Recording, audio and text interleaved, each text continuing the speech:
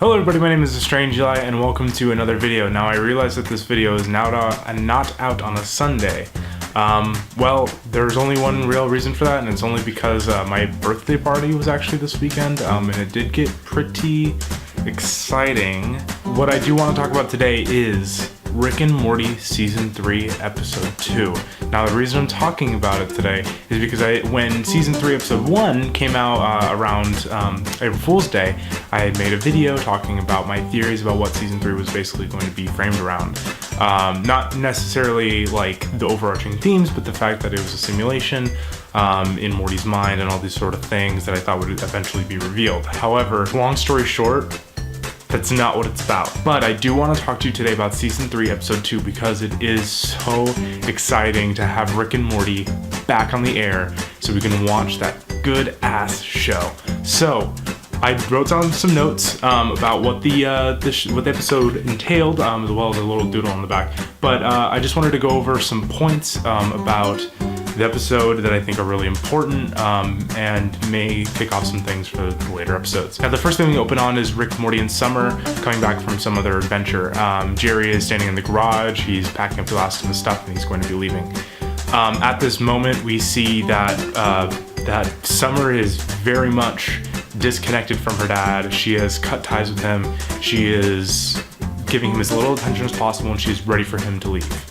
However, Morty, who is usually the more gentle of the characters in that show, still sympathizes with his dad, and talks about visitation and coming back on weekends and all this sort of stuff.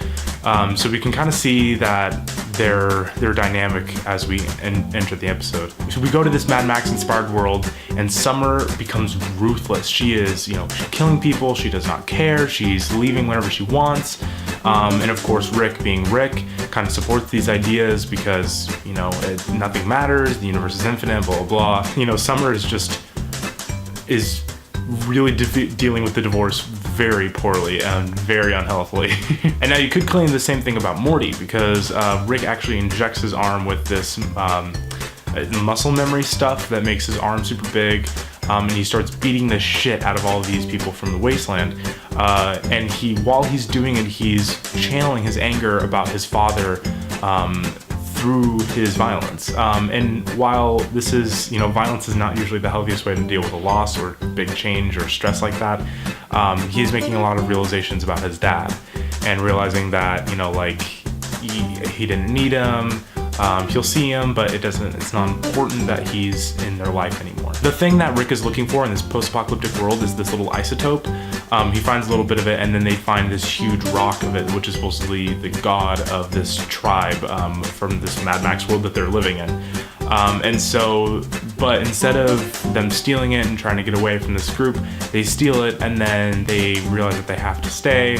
And the leader of this clan, asks Rick, hey, why don't you teach us how to use this, and let's figure it out. And they end up advancing their civilization by so much. There's a 3 weeks later title card, and the next shot is a suburban neighborhood in this Mad Max world, and it's all powered by this green, pulsing basically like electricity. And it's so funny and so crazy. But we see some of the characters kind of adjust to basically what is modern society, including people caring about recycling and watching TV and blah, blah, all this sort of stuff. And by the end of the episode, Morty and Summer kind of make a switch. Morty becomes a lot less caring about what goes on with his dad. He says if he wanted to be here, he would have tried harder to be here.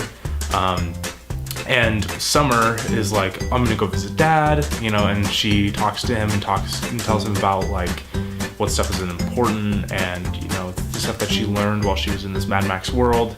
And it's so mature. And that's where I wanted to get into the sort of basically review of this episode, is that this show continues to be so mature and so grounded. It's very sci-fi and ridiculous and absolutely hilarious, but the mature themes that go on throughout this show even just in the last 2 episodes alone is just mind-boggling. This show is clearly meant for adults, not just because it's grotesque or because it's R-rated in comedy, but because it's trying to tell mature stories. It's trying to say mature things with mature themes, and all the while being absolutely hilarious. And that's why this show just continues to impress.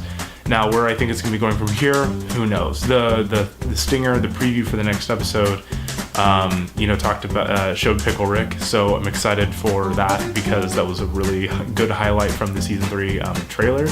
So I'm thinking that we're going to be going back to space and doing little like season 1 to halfway through season 2 Rick and Morty sort of stuff, which is kind of exciting. And I'm just pumped as all hell to see the rest of the season now because this show just continues to be awesome. But anyways, guys, that's kind of gonna be it for this video. If you like this video, go ahead and leave a thumbs up. If they bring back the rating system, go ahead and give it 5 stars, but we all know that they won't.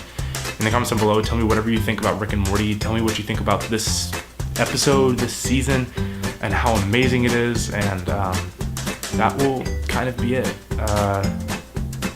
My Twitter will be floating around here somewhere on screen, and talk to y'all later. Wubba lubba dub dub.